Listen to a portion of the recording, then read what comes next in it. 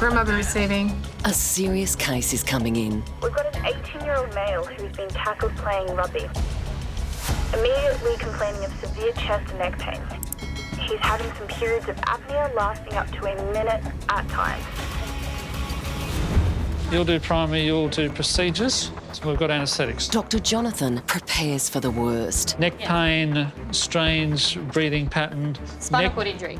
I guess that's what they're getting at, isn't it? We've just heard there's a patient coming into trauma 2. He's been involved in a rugby tackle and he's collapsed and he's had an issue with his breathing.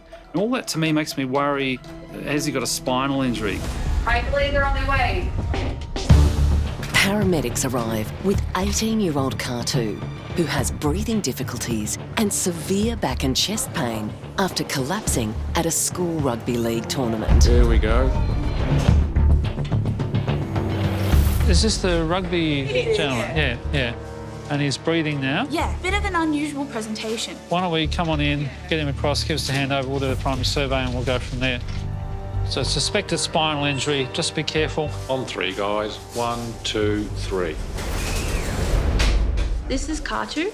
He's been tackled to the ground. He has had severe chest pain, midline neck pain, and he's then had a couple of episodes of apnea at a couple of stages. His friends have done CPR on him. Stop breathing and they've done some CPR. Yeah.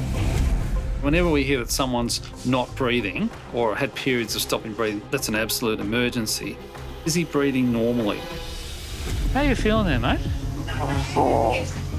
Where does it hurt?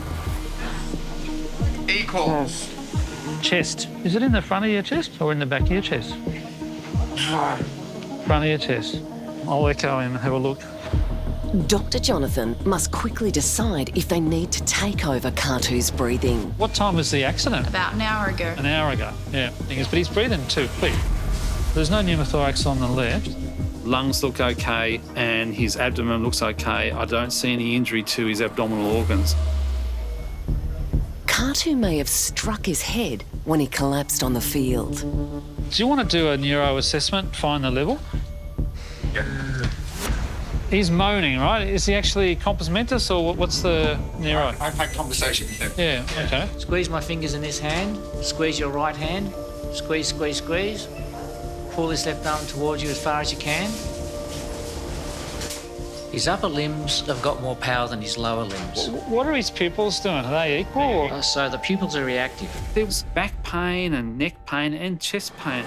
So chest x-ray will help me have a look at the ribs and again at the lungs. X-ray when you're ready. And he's collapsed on the ground. He's been in rugby, so we'll have a look at his pelvis as well. Yep, I do. Right. It's perfect, thank you. All right, so the x-ray is normal. Katu's dad was at work when he got the call that no parent wants to receive. When you get a phone call and you got to go home because your son's in the ambulance, your heart just sinks. He's normally pretty healthy, no dramas. This is nuts, it's just shock. Katu stopped breathing and needed CPR on the field. An ECG will reveal any immediate heart problems.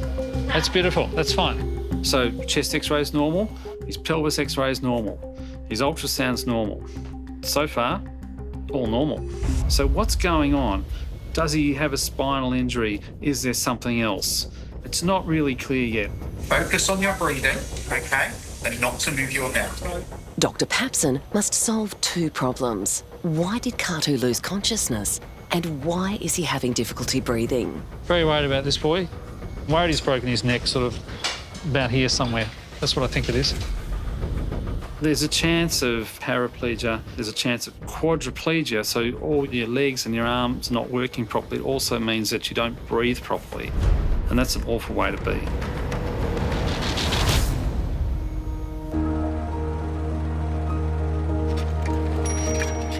Emergency Registrar Dr. Terry Kane from the UK has only been working at the Royal Melbourne Hospital for a few months. I moved to Australia mostly on a whim. Came here for 1 year, 1 year's become 4 or 5, and I'm a permanent resident, and now you guys can't kick me out.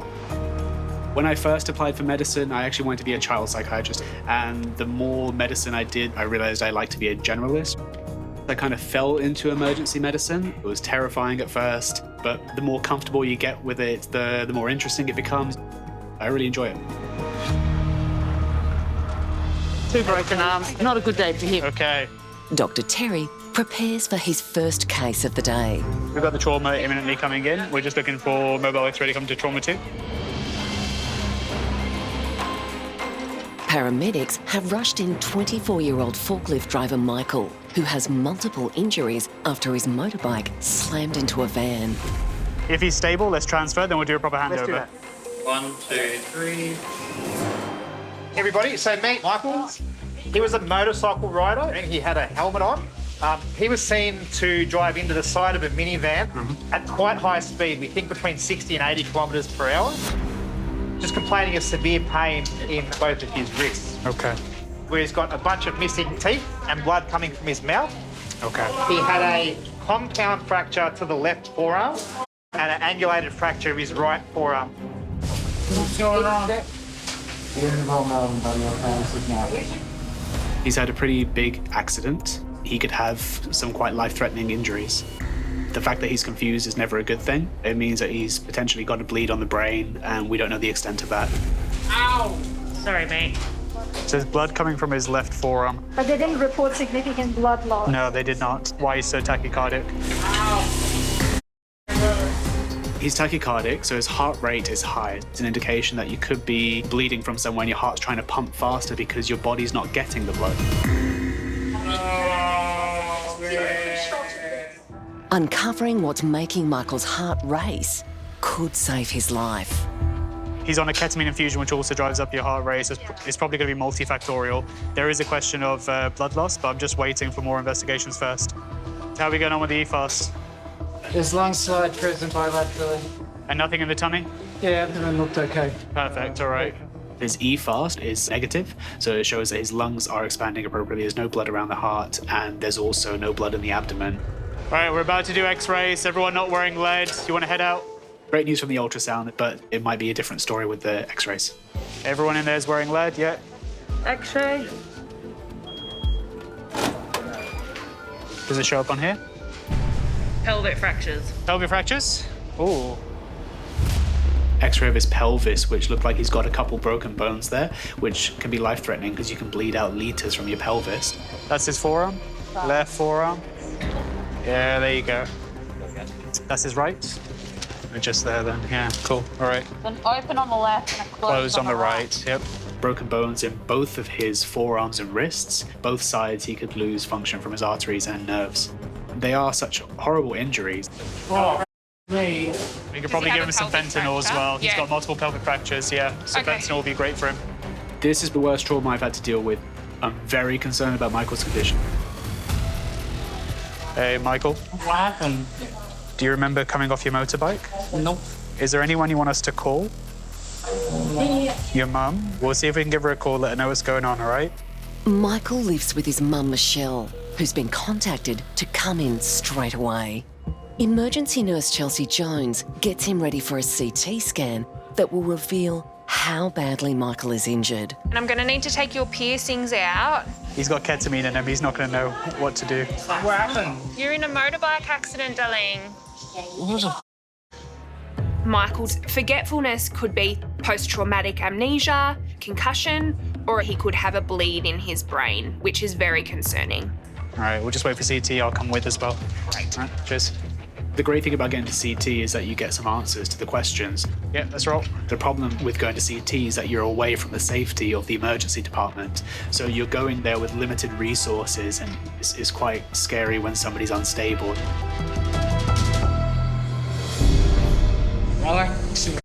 You've done a pretty good job of breaking both your arms, and we think a couple of bones in your pelvis, but we're just going to get a CT scan, okay?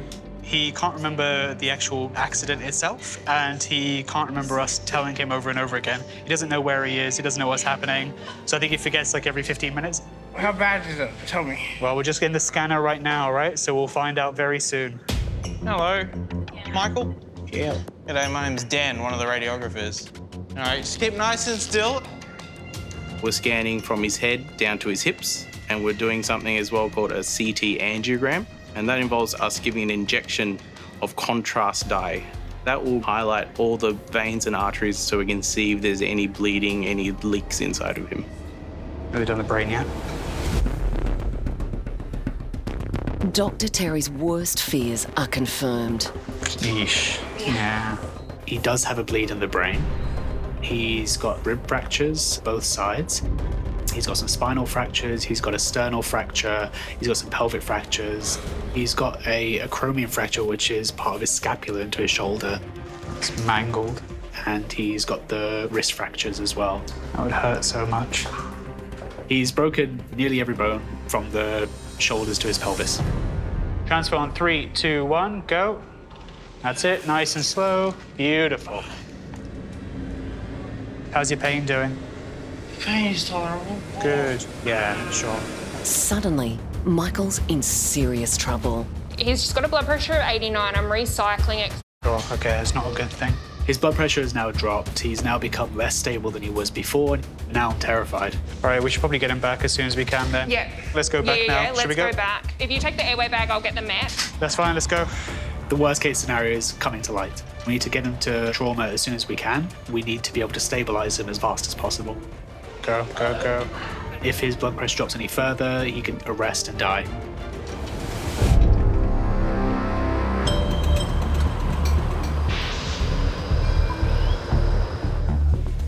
"18-year-old rugby league player Katu is struggling to breathe after collapsing during a game of rugby.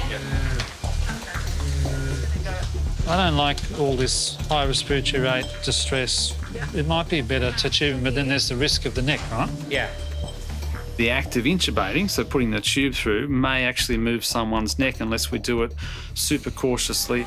So I'm just weighing up what's the best course of action here. Is he safe to go to CT the way he is? A CT scan will reveal if the game he loves has changed his life forever. So I think he's got a high spinal injury. Yeah. We're going to go now, Yeah. and then we'll make a diagnosis, and then we'll all be happier. Okay. My name is Megan. I'm with the other trauma doctors. Have you got family, buddy? Yeah, you're home with mum and dad still? Yeah. Try to keep your head nice. You're 25 years old now. Katu's dad and family are anxiously waiting to see him. Pretty scary time for us as parents. We're still trying to get our heads around it, so yeah, it's just so random. You know, it's been really overwhelming, and he's just a great kid. We're going to go to CT. We're not going to tube him. We're just going to go like this, and we're going to get some information. The CT scan will be a nerve-wracking few minutes for Dr. Jonathan. So I think he's got a broken neck, so just be very careful. We're all thinking spinal injury, and I guess it's one of those things we don't really want to say because it's just so horrible to think about. But that's what's on our mind. When are we going to see that fracture, and how bad's it going to be, and what will it mean for this poor guy? And on 3. 1, Nice and gentle. 2, 3.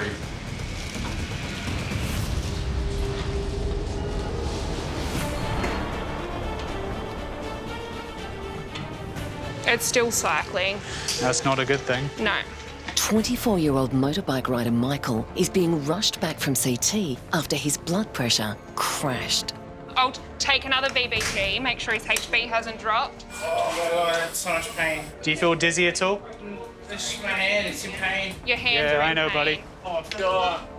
With critical injuries and a brain bleed, he's going rapidly downhill. What's it? Is he acidotic? Let me just have a Yes. look. Yeah, that's not good.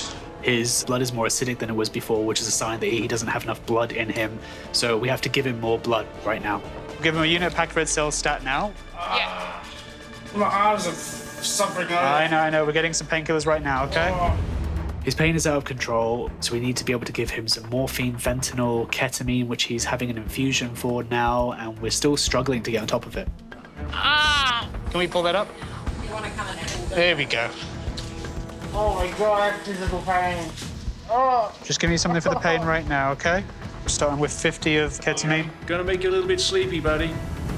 He has broken wrists and forearms. The concern is that he's causing damage to his nerves and his arteries. So what we need to do is sedate him, make him nice and relaxed so we can pull it back into place and keep it that way. Is everyone ready to go? Yep. With Michael sedated, his right wrist is straightened and plastered. Good job, very quick. The team can now work on cleaning and immobilising his other arm. He has an open fracture on that side, which is much more concerning because you can get an infection within the bones themselves. So we wash it out as best we can and then put a plaster cast over it. Ready, set, go. Michael's fractured pelvis puts him at high risk. Well done, well done. You can bleed out from your pelvis if there are broken bones there. So a binder keeps everything nice and tight so it minimises the amount of blood that can be lost. I can't move. I can't move. All right, buddy, what's going on? I can't move. You've had a motorbike accident. You need to stay as still as you can, okay? Ow. Could do with a bit of help, yeah. Just rushing to get somebody now. I'll be back in just a sec. Yeah, of course. This man is in extreme agony. I'm really struggling to control his pain, so I need more senior support to figure out how else I can solve this issue. There's so many teams involved, so it's just trying to figure out how to manage him. For such a complex case, Dr. Terry calls on the experience of emergency doctor Martin Dutch. He's in loads of pain, he's writhing around. I don't really know what I can do for him. Let's go to bedside and put him out of his misery. All right, let's do it. I think he's got a broken neck, so just be very careful. Just 90 minutes ago, 18-year-old Katu was happily playing rugby league. You're going to be fine. Hang in there. Now, he's about to be scanned for a life-changing spinal injury. We are very anxious that we might see something catastrophic. So I'm kind of preparing myself for a nasty spinal injury and then all the things that flow from there. It's just a heart sink moment when you see someone with a broken neck. So I'm hoping I'm not going to see that. These are the ribs. Normal. Okay, this is his back. Normal. That's his aorta. Sometimes it gets an injury to it, but that also looks normal. Good. So I don't see a broken neck. I don't see any injuries at all, really. We're clueless still. It actually looks all right. So from my quick side-on view of Katu's neck, I'm not seeing a fracture. Now, we'll have to go through in detail, but grossly things look like they're in the right spot. So that's a relief. Katu is not yet in the clear. Dr. Jonathan needs to know why he lost consciousness and is still struggling to breathe. Could it be that he just was winded, got the CPR, hurdled his ribs, hurt his back, just to sort of breathe? Could it be that? Pretty extraordinary. Sometimes things are easy, right? Sometimes they're not easy. Tuesday afternoons, it's not easy. This guy's challenging my clinical acumen. Why does it hurt? He's only young, right? So he could get one of those weird spinal cord injuries without a fracture. Yeah. If you're younger, you can actually bruise and hurt the spinal cord without having a fracture. And the CT won't show us that. So we're not out of the woods yet. Keeping Katu's sore neck stable is the team's highest priority. Better tell him and his family what's going on. We're just gonna bring this in a minute.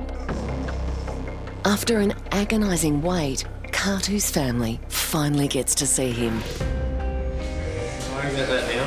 Yes. Don't worry about your clothes or anything. It's a bit hard to see him with monitors and everything cut off him and that. It's not what you really want to see your child, you know, so it's pretty tough. We wish this on no parent to have to go through what we've gone through. That's not good. Going to MRI. Dr. Jonathan organises further scans to try and figure out what's going on. An MRI, that will be the test that will show us what does his spinal cord actually look like. We're not actually seeing any injury. He's still got the weakness and we still don't really know why he had the chest pain and the collapse. So there'll be an answer and time will tell. But at the moment, we're not there. He's not out of the woods yet. For now, Katu leaves the ED to have more investigations and wait for the results.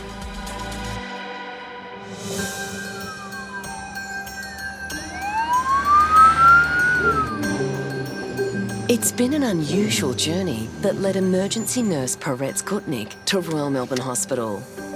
I come from a family of rabbis. My grandfather was a rabbi, my father was a rabbi.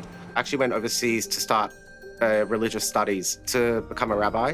While I was studying, I did a paramedic course, worked as a paramedic. And when I came back to Australia, I decided I wanted to do nursing. To make a big difference in somebody's life is huge. The entire ED team make big differences in the lives of people. Well, I'm receiving. Every hour of every day. Coming to you with a 55-year-old male with a left arm crush injury. Was trapped in a car wheel, which now of severe pain, numbness and tingling, altered sensation and swelling to the left forearm down. Less than an hour ago, admin worker Gavin was alone in his backyard when the car he was working on fell and pinned his arm.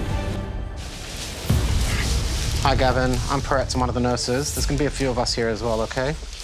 Ready, set, go. Is that the sore arm, the left one? Yeah. So this is Gavin. Gavin's been changing a car tyre when the jack has slipped and his left hand has become entrapped. Trapped for approximately 10 minutes when neighbours have come to his aid and lifted the car. Well, I was in my backyard. I heard a crash bang and the next minute Gavin is yelling out, "Peter, Peter, help me." So I whizzed around and the jack had collapsed. I quickly got 3 other neighbours to lift the car up so we can get his arm out. If I didn't have people next to me, next door neighbours, I would have, I think, passed away tonight. I couldn't get my arm out. Losing the use of his left arm is especially frightening for Gavin. I can't use my right arm in any capacity. I can't even do my shoelaces up and recognise that I'm a minimised survivor, which makes it very, very hard to use that arm. Gavin's mum took the anti-morning sickness drug thalidomide. Doing really well, Gavin. The notorious drug caused severe deformities, and Gavin's right arm was badly affected. If I lose my left arm, it's tragedy. Can you make a fist for me on that side? You can't. Can you feel me touching? It's reduced sensation, is it? The seriousness of Gavin's injury has meant trauma surgeon Dr. Rose Shakirian's been called to assess the damage. On that side for me. Are you able to straighten your elbow? As Rose is examining Gavin's arm, he can't move it, he can't feel properly, he's got decreased sensation. What happens if I move it? Does it cause pain? As I'm hearing these constant problems with Gavin's left arm, alarm bells are going off in my mind. I'm thinking, have nerves been affected? Has muscle been affected? Are you able to move your fingers? Alright. Can you squeeze my hand? We know there's been a crushing injury. We know that there's been something serious. How bad is this?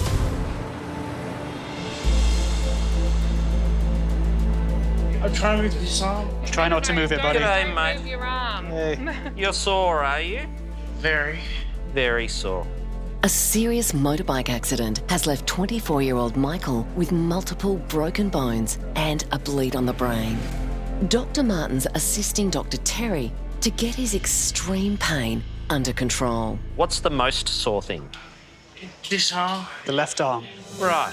One of my jobs as an emergency physician is to train and mentor young specialists in training. How much opioid has he had? He's had 200. 200 of fent. We're going to get rid of your pain. Going to get rid. Yeah, that's all right. Let's start working on it. I'm going to do a nerve block on this man. They need to take the plaster off so Dr. Martin can access his veins. Michael's got a severely fractured wrist, so I'm going to inject some local anaesthetic. Little sting. Just below his elbow to make his wrist numb. Ow. You sore up here? As I'm moving Michael's arm, his elbow is not moving normally and it's quite uncomfortable for him.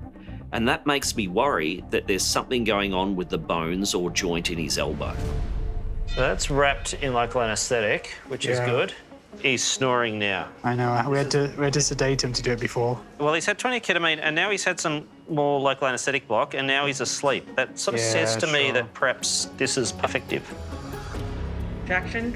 Yeah. Yep. I'm pulling. Yep. With the anaesthetic working, they can reset his arm. Are we going for pain? Yeah, he's okay. Better? Like, he couldn't tolerate this at all earlier, so, like, he's doing really well. Magical. Worried about unexplained pain in Michael's upper left arm, Dr. Martin wants more investigation. We need to check out what's going on in that elbow. We're nearly done. His elbow's actually dislocated. It's popped out and gone back, and I think there's a little chip, maybe a bit of broken bone as well. Explains very much why it must have been complete agony for him. Sorry, darling. Sorry, who are you? Are you his mum? Who's that, Mum? Yeah, she's right here, buddy. Mama. Okay. Yeah, Mike. You wanna Yeah, come on, Yeah. of course. Michael's mum, Michelle, arrives, unaware of his shocking injuries. Hey, Mish. I'm Terry. I'm the doctor. You okay? Yeah. It's right. Slow down. It's okay. So, look, it's going to be a long road to recovery. Yeah. But he's going to be fine, all right? Okay?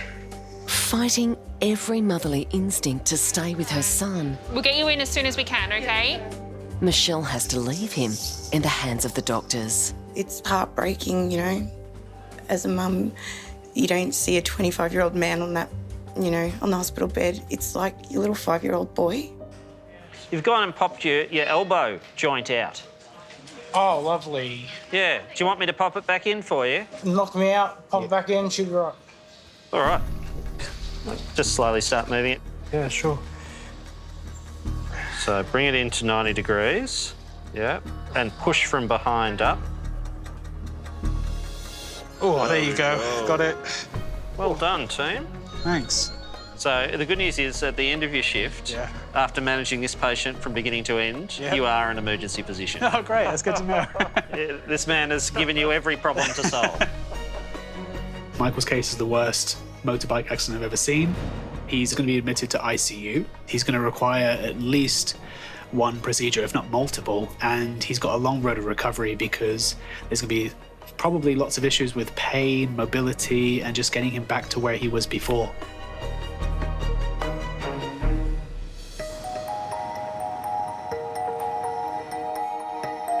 Saw there, Gavin? Yeah. Do you remember what happened today? 55-year-old Gavin was changing tyres on his car when the jack slipped, pinning his only good arm. I had my fingers amputated when I was a child. Yep. Through thalidomide. Gavin is in serious pain. And Nurse Peretz needs to control it with intravenous drugs. But there's a problem. So I can't get access on the right side. Oh, why?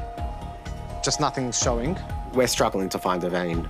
It doesn't allow us to administer quick pain relief to Gavin, which he desperately needs. An ultrasound eventually shows a vein. Okay, sharp scratch now, okay? Doing really well, Gavin. How's the pain? 6 or 7 out of 10. We're going to do an X-ray and make sure everything's okay there. The X-ray will reveal if 10 minutes of crushing has broken any bones in Gavin's arm. He's just feeling a bit colder on the left arm and leg. Does he have C-spine tenderness? No. It doesn't look like there's anything broken there. I think you've damaged the muscle. With the team still worried about the danger to Gavin's arm, emergency Dr. Luke Delarue steps in to help. Hey, Gavin. How you doing? I'm Luke. I'm one of the emergency doctors. I'm just going to have a quick look around, all right? Is it sore in through here? The reduction in movement of Gavin's hand and the reduction in sensation tells me that there's been significant damage to the forearm. It could be direct trauma to the nerves that supply the function of the hand.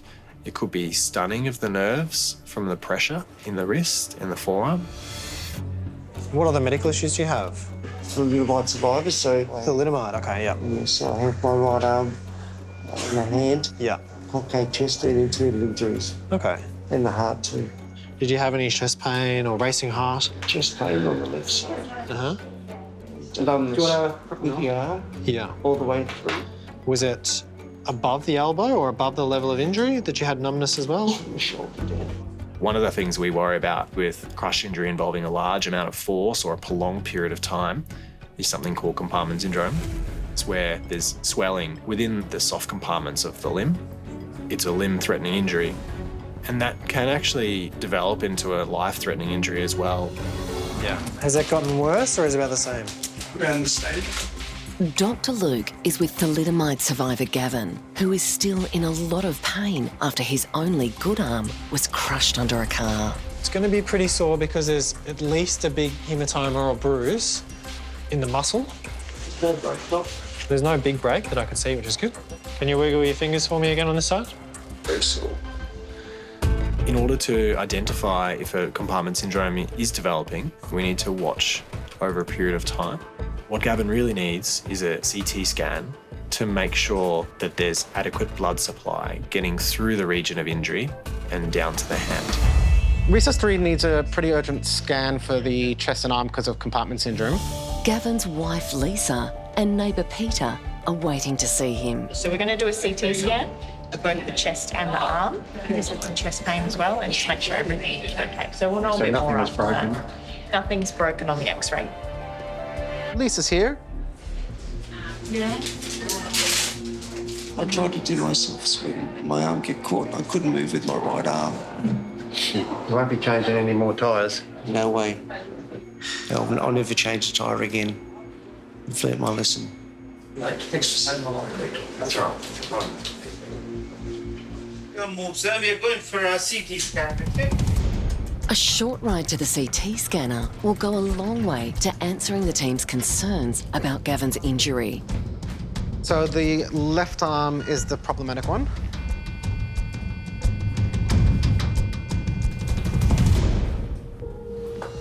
Thanks, everyone. See you. Dr. Luke gives Gavin the news he's been desperate to hear.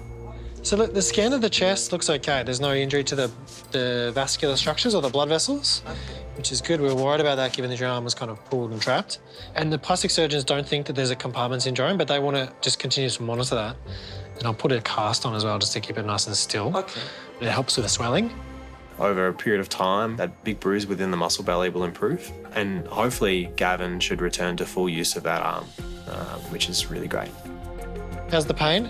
It's probably back to 5 now. Yeah. And I'm not getting the numbness anymore. Yeah. And I can do that. Good. Are you able to straighten through the elbow? Just sore here. Yeah. Treating a case like this with Gavin is definitely one of those positives we talk about. Is that comfortable enough? Yeah, that's fine. To see Gavin's face change from fear to elation when we tell him that we think his hand is going to be okay, it's a great part of your day. It's unlucky. Gavin's been given the all clear, but he'll still need to be kept in overnight for observation.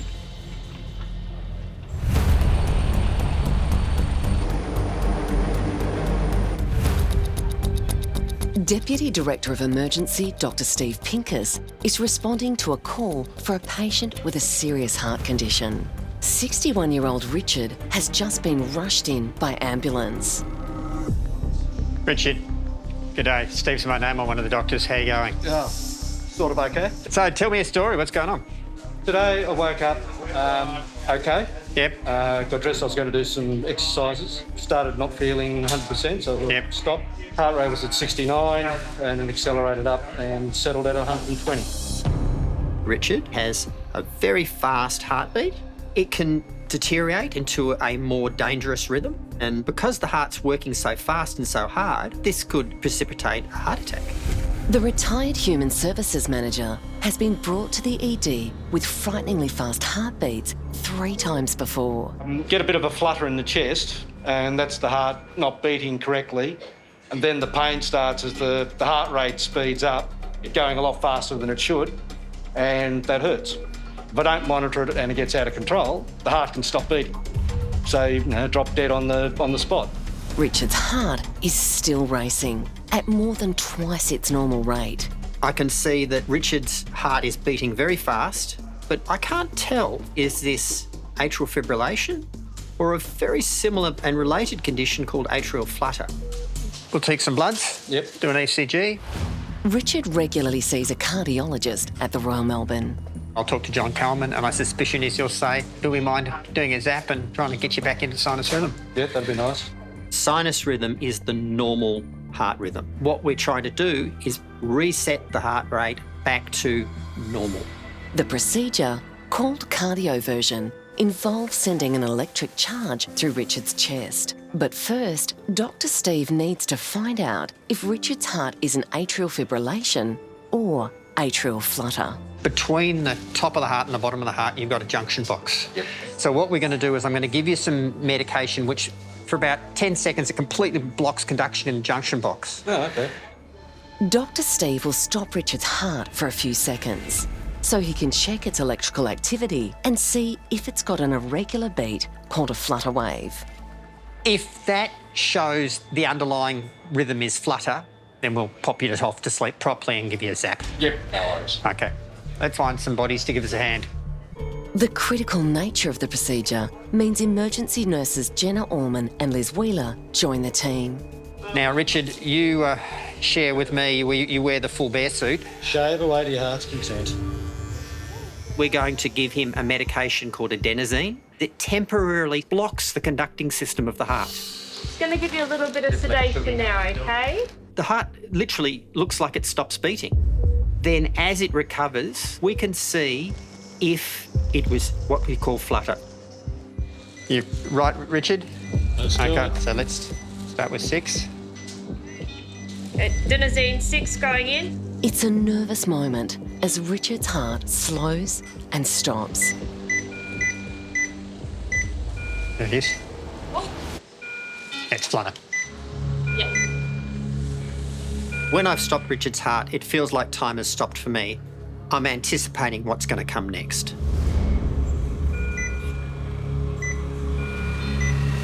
Yeah, he's gone straight back into it. How you going there, Richard? Weird. Not too terrible? Not too bad, not too good, but yeah. Yeah, okay. Gone now? Listening. Yeah, good. Okay. So that confirmed exactly what we thought. You have a flutter wave underneath. We now need to go on to sedating him and, in layman's terms, zapping him to put the heart back into a normal rhythm. Okay, everybody's ready? Yep. Richard, you know you understand what we're doing? Every time you sedate someone, every time you zap someone, you have in the back of your mind, what if something goes wrong? Starting to feel a little bit tired there. You're taking someone's life in your hands, effectively. So we're going to give you sedation. You'll get that garlicky taste in your back of your throat and that slight sort of sting in the arm. 50 of propofol. Sedation is by far the most significant risk here. Starting to feel a little bit tired there. The risk to his airway and his breathing. How you going there, Richard? Happy? Yep. It takes only a few seconds for the machine to ready before it delivers a precisely timed shock. Yep. It's Good. synced. Good, thank you. Charging. Okay. Stand Yep. back. Shocking.